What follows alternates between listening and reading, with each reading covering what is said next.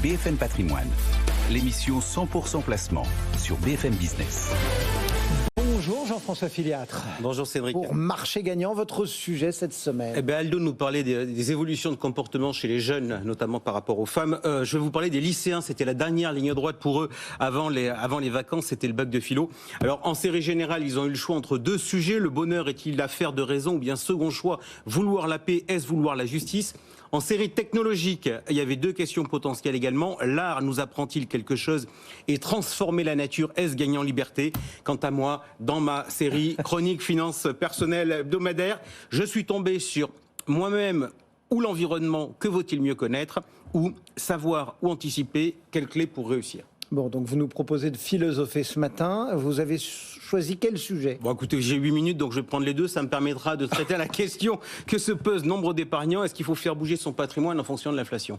Ça nous ramène à la question initiale, soi-même ou l'environnement. Que faut-il mieux connaître? Il n'y a pas photo. Alors, on peut, à mon avis, distinguer deux différences entre l'épargnant et l'environnement. Il est plus facile de se connaître que de comprendre l'environnement global. Et ce, même si on est parfois un peu tordu. Par ailleurs, l'épargnant est vraisemblablement plus stable dans le temps et plus prévisible que l'environnement. Donc, s'intéresser à soi-même est autrement plus aisé et important que de s'intéresser à l'environnement. Ce qui, d'ailleurs, ne nous arrange pas à nous, journalistes, d'un point de vue sujet, car il est plus aisé de commenter les décisions de la Banque Centrale Européenne que de décortiquer les problématiques des choupinettes et des choupinous qui nous écoutent. Bon, donc, en fait, c'est plutôt pas mal que la réglementation impose de poser plein de questions aux épargnants sur leurs connaissances, leur profil, et de brocarder un peu les épargnants qui, eux, détestent répondre à toutes ces questions. Alors, il y a plusieurs choses dans ce que vous dites, on va les prendre les unes après les autres. Les épargnants ont horreur de se mettre à nu, donc comme vous diront qu'ils ne trouvent pas ça agréable, chacun a son sentiment sur le sujet. Moi, en fait, je pense que leur position est une réponse à la question philosophique. Entre moi et l'environnement, qu'est-ce qui est le plus important? Leur réponse est limpide, c'est l'environnement. Et c'est pour ça que nous, d'ailleurs, journalistes, on a toujours la même question, c'est quoi le meilleur placement aujourd'hui? Second sujet que vous évoquez, c'est la qualité des questions posées aux clients. C'est ça qui doit être mis en cause?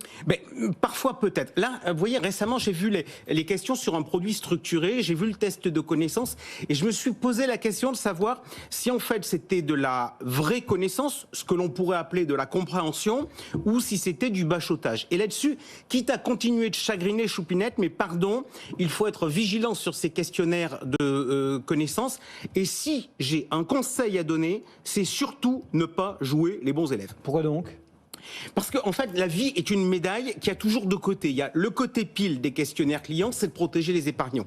Mais le côté face des questionnaires, c'est qu'en cas de procédure et de contestation, ils seront utilisés. Et pas forcément en votre faveur. Donc, si vous avez été un bon élève en bachotant sur la connaissance client pour bien vous faire voir, eh bien, vous pourrez y perdre en indemnisation. Il est donc des moments où avoir une bonne note n'est pas un bon plan. Bon, les questionnaires vous conviennent. Sur l'horizon de placement, sur la tolérance au risque, sur quoi? Alors, il y a à mon avis un sujet qui n'est pas abordé, c'est votre organisation et votre relation au temps. Puisque vous évoquez les horizons de placement, je le dis tout de suite, je ne suis pas fan.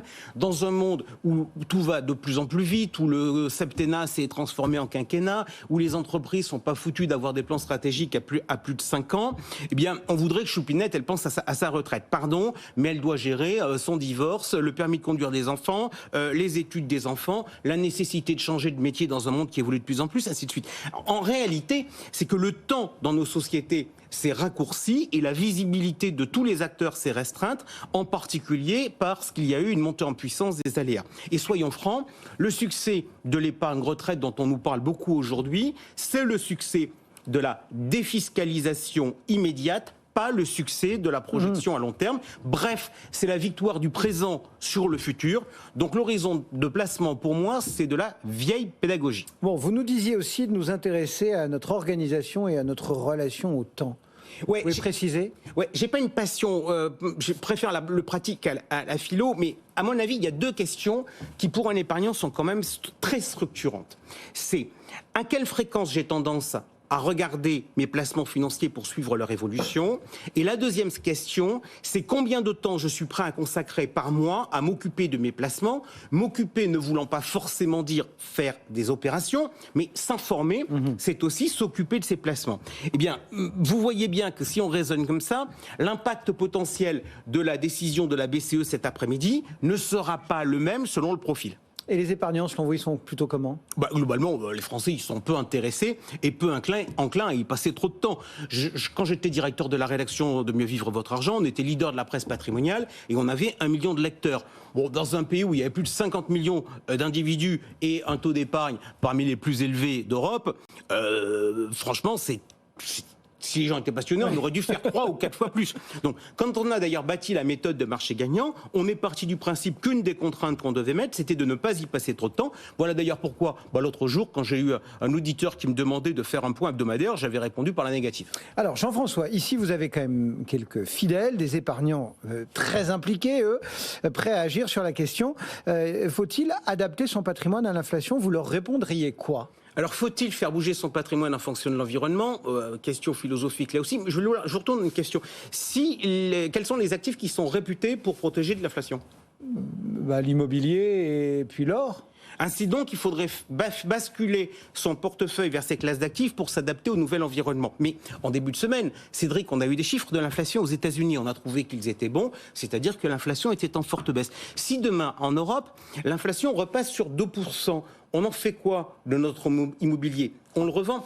Vous voyez bien par ce raisonnement, par l'absurde, que le concept de l'adaptation perpétuelle ne fonctionne qu'à une condition : être sur des marchés liquides. Bref, ça peut être une philosophie boursière, je ne dis pas forcément que c'est une bonne chose, mais en tout cas, ça ne peut pas être une stratégie patrimoniale. J'ai cru que vous alliez me parler des problématiques immobilières. J'aurais pu, et d'ailleurs, ça va nous permettre de faire une petite parenthèse sur les sujets du savoir et de l'anticipation. Quelles sont les clés pour anticiper ? Il y a d'abord votre savoir qui, en matière de placement, est le plus souvent lié à votre expérience qu'à la théorie. Pourquoi ? Mais parce qu'on n'apprend pas les finances personnelles à l'école. Donc vous avez un vécu, vous avez une expérience, vous l'intégrez et vous l'avez en stock pour le futur. Autre élément qui va impacter votre éventuelle anticipation, c'est ce que je vais appeler le bruit médiatique. Le hic dans les deux sujets, c'est qu'il y a des problèmes. Le hic de votre savoir, c'est qu'il suggère quelque part que l'histoire se répète. Or, l'économie et la finance ne sont pas franchement dans cette logique. On peut prendre un exemple tout bête. Qui avait connu auparavant les taux d'intérêt négatifs ? Et sur le bruit médiatique, il faut évidemment évoquer ces biais, notamment celui de la surreprésentation des professionnels qui, en réalité, parlent plus en raison de leurs intérêts économiques que d'autres choses. Et l'exemple que l'on a aujourd'hui sur l'immobilier est relativement flagrant. Bon. Vous nous cassez le moral, quoi. On fait quoi, du coup ? Quelles que soient vos disponibilités en temps, l'actualité, à mon avis, n'est pas un sujet qui doit gérer votre gestion de patrimoine, à la différence des grandes tendances. Et des grandes tendances, dans une vie, on en rencontre moins d'une dizaine. Et aujourd'hui, on est à un changement. Donc, ma première recommandation, c'est prenez plus de temps pour vous occuper de vos problématiques patrimoniales. 2, l'important, c'est vous.